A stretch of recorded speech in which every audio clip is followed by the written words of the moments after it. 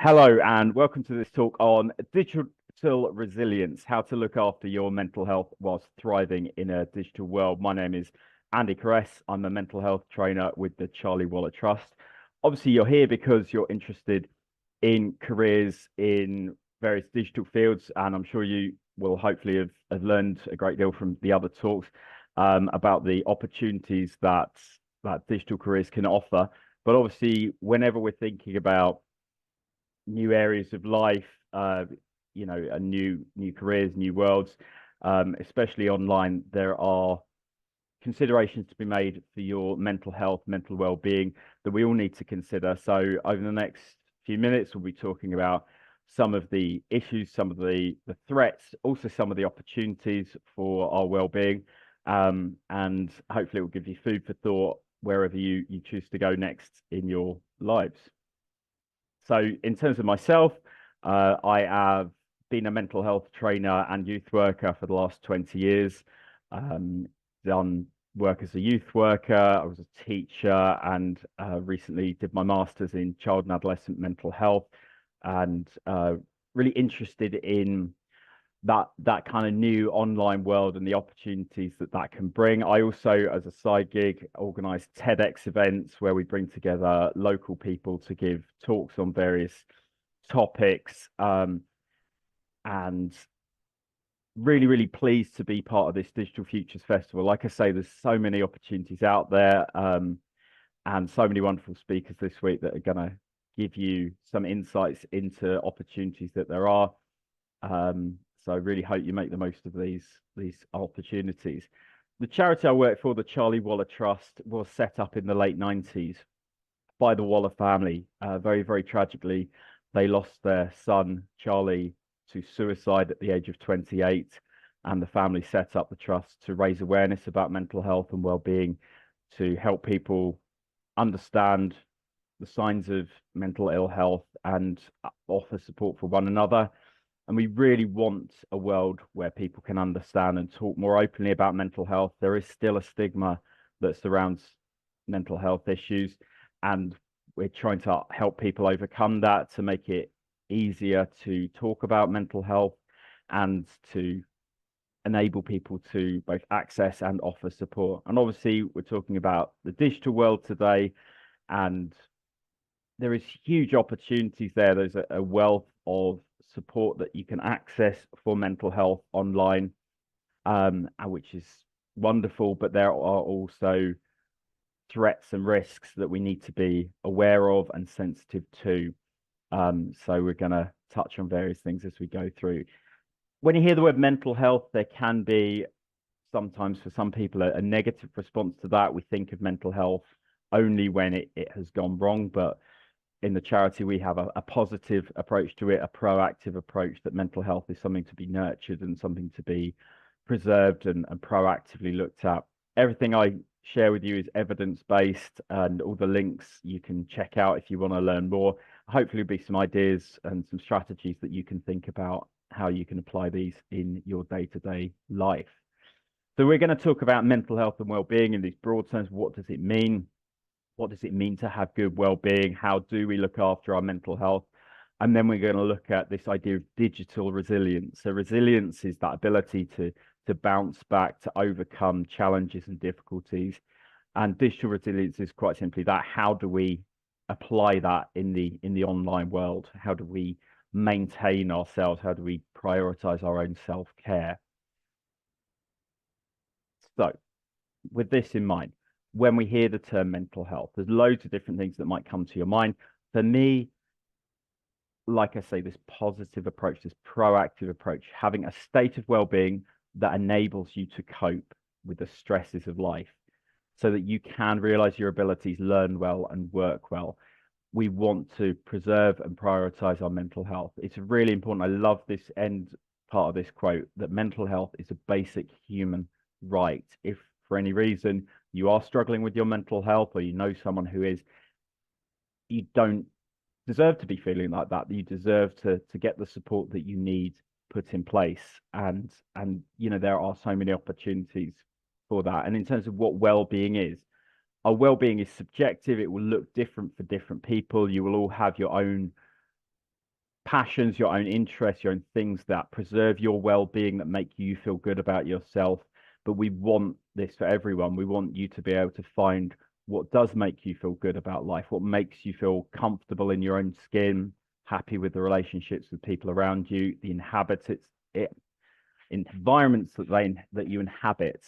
Stumbled over my words there. That's lovely. But those environments are our face-to-face groups, our family groups, friendship groups, peer groups, work colleagues, but also in those online environments. And they do affect how we see ourselves. So we really need to think about how we can look after that. But it's difficult. The development of technology over just the last few years has been immense. And when we look at who we are as humans, our brains are struggling to keep up. I think this is a really powerful quote. The real problem for humanity is the following. We have Paleolithic emotions. You know, our brains are hardwired in such a way that, evolutionary speaking, the things that kept us safe, kept us alive thousands of years ago are still in action now. You know, that fight or flight response, that kind of protective defense mechanisms that our brains put into place to try and keep us safe are still enacting in institutions, in a society that is still quite dated in many ways, but our technology is godlike now. You know, if we look at how quickly it's developed, the opportunity, the very fact that you're watching this talk on a laptop or a phone that's been recorded, that's been shared out to the world, you know, is quite astonishing. And so how we can look after ourselves and our internal mechanisms, our brains and our minds and our well-being in the face of this technology is something that we really need to be careful how to consider. And so when we look at these digital worlds, as I say, I'm not here to bash the online world, the digital world. I'm not here to say it's all terrible. There are huge opportunities, but we do need to be realistic and recognize that there are threats. So how do we preserve this digital resilience?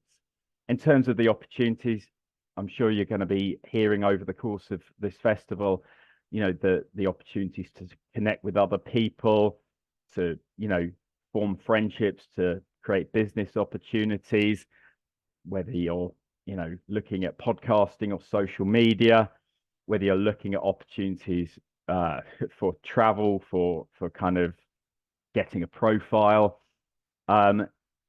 We do need to also recognize that there are risks and things we need to consider in terms of whether those feelings of satisfaction are long lasting and are genuine, because it can be quite a lonely place sometimes. There can be threats and dangers and risks, and kind of bad actors who are seeking to take advantage. And there's also content that we might be exposed to that may be damaging. And obviously that permanent 24-hour world, that being on call, being available all the time, can have an effect if we're not careful, if we don't manage our own well-being safely.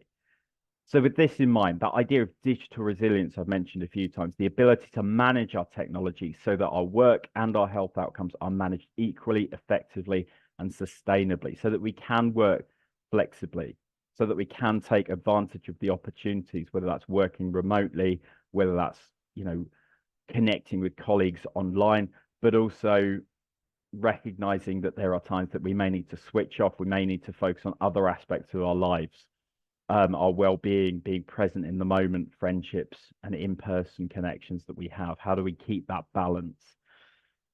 And that's difficult. That there is a challenge to this. And part of the problem, if we just use social media as an example, is that the people who set up these systems, these structures, these platforms understand human psychology, and they want to take advantage of that for their own ends. So this is Sean Parker, who was the founding president of Facebook, talking about the establishment of Facebook. The thought process was, how do we consume as much of your time and conscious attention as possible? And he himself said, we want to take advantage of this vulnerability in psychology. When you get a like, or when you get a comment on a post or a photo, you get that little dopamine hit. So dopamine is this neurochemical, this feel-good oh, that's nice. That makes me feel good in the short term. And so the more time you spend on it, the more of those little hits of dopamine you get. And so there is a danger that that can become addictive. There is a danger that that can be, in the end, damaging to your well-being. There's various different reasons to that. It's biological, social, and that psychological all fits into what we call the biopsychosocial model of mental health. So, like we've already said, our brains can become changed and affected when we interact in online communities. There is an expectation, a social expectation, how we present ourselves, what personality, what kind of view of ourselves we put out to the world, and how we can shape that, how we can kind of craft that sense of self. So the biological phone activity, we get that release of dopamine. We get that neurotransmitter that makes us feel good. Because often when we start using social media, we start using technology in the early days of it, it's always positive. You get a new app, you get a new social media platform, and it's used in a positive way. And your brain goes, oh, that's nice. You get that little dopamine hit. And so then your brain associates. If I pick up my phone, I get that little dopamine hit. And so the more we do it, the more we are kind of primed to do that. We are also social creatures. Evolutionarily speaking, we need to connect. From a purely survival instinct, connecting with others, being part of a community, creates a sense of safety, creates a sense of kind of security. Those who have stronger connections with other humans have a higher chance of surviving. So our brains want us to do that. And so, like we say, that kind of opportunities that the digital world provides is fantastic. It's far easier to connect to people, even if we're not living close by, even if we're not, in the same location, we can still have those connections. But at what cost? How are we also maintaining the face-to-face connections, our real world connections, is something that we really need to consider.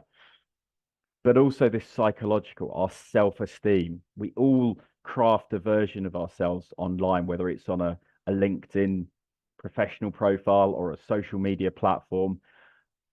There is a view that we're always thinking, how do I need to present myself? Because that will not only give me opportunities for work or for connections, but it will make me feel good.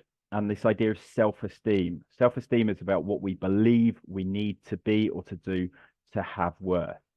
And there's nothing wrong with that. There's nothing wrong with seeking a sense of self-esteem from others. But we do need to be aware of how it affects us, how genuine we can be. Because if we're presenting a false version of ourselves, then that can lead to a sense of confusion, and that can potentially lead to a sense of hollowness, of emptiness. If our real sense of who we are doesn't match the view that we are presenting of ourselves online, or if we look at other people and we're comparing ourselves, there's this idea of what we call compare and despair. You look at other people online, think their life is fantastic.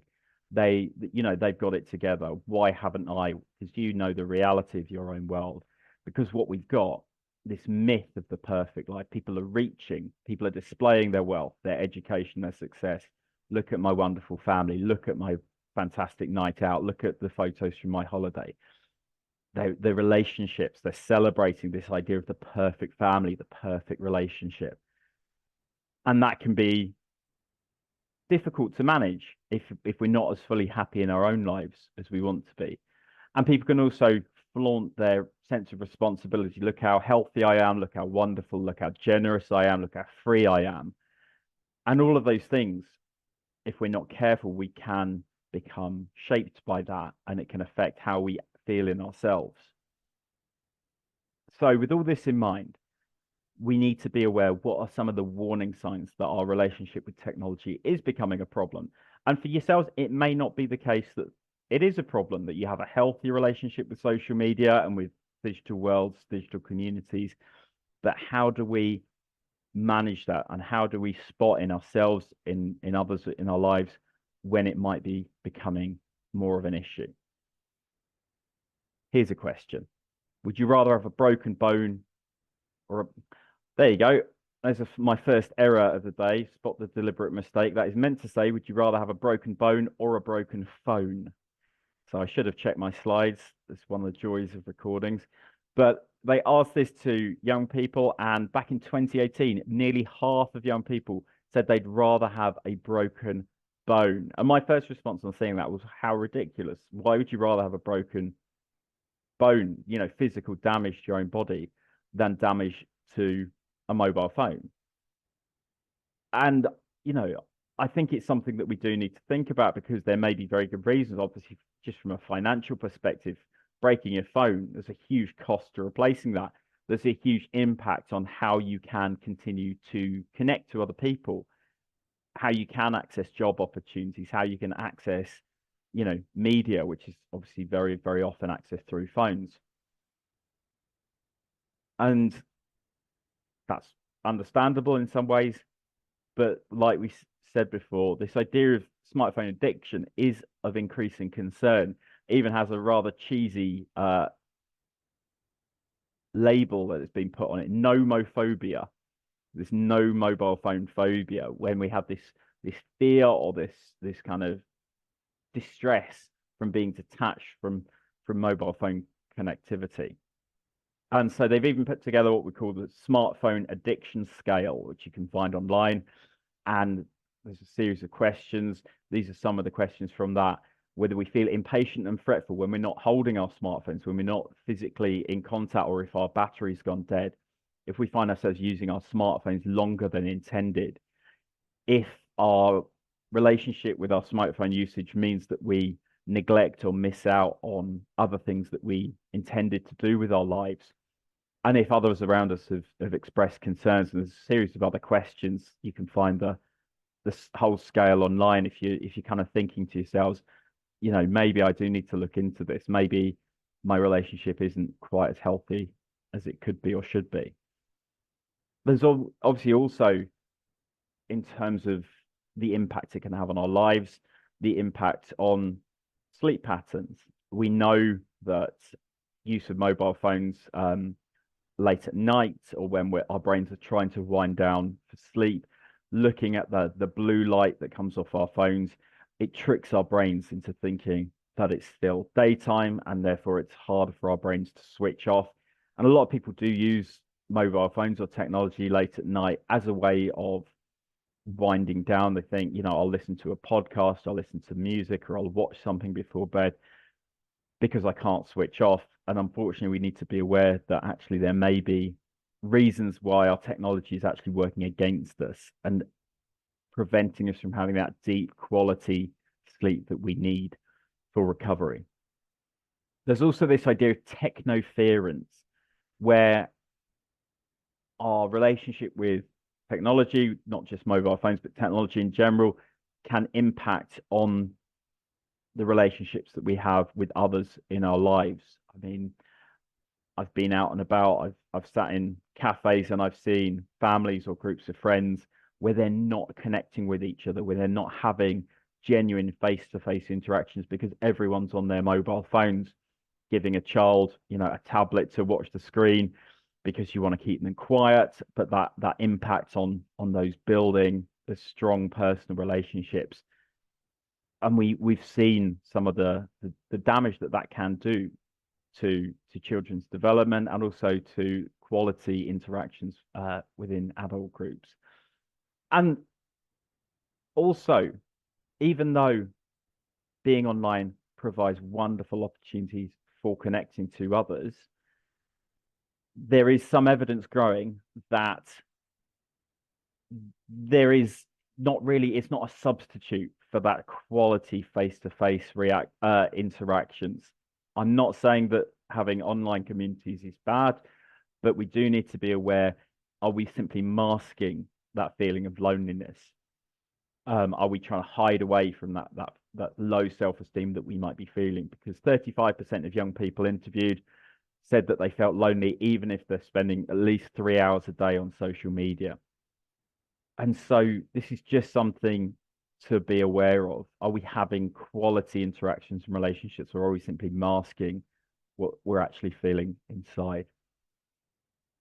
And then there's quite a few, catchy or cheesy terms related to this phubbing, where similar to what we were saying about, you're in a cafe, you're in a restaurant, you're out with friends, we snub other people by focusing so much on our mobile phone. We simply escape because we struggle with face-to-face interactions, and to kind of hide ourselves away in the digital world to not connect with others may not have that beneficial impact that we want and we need.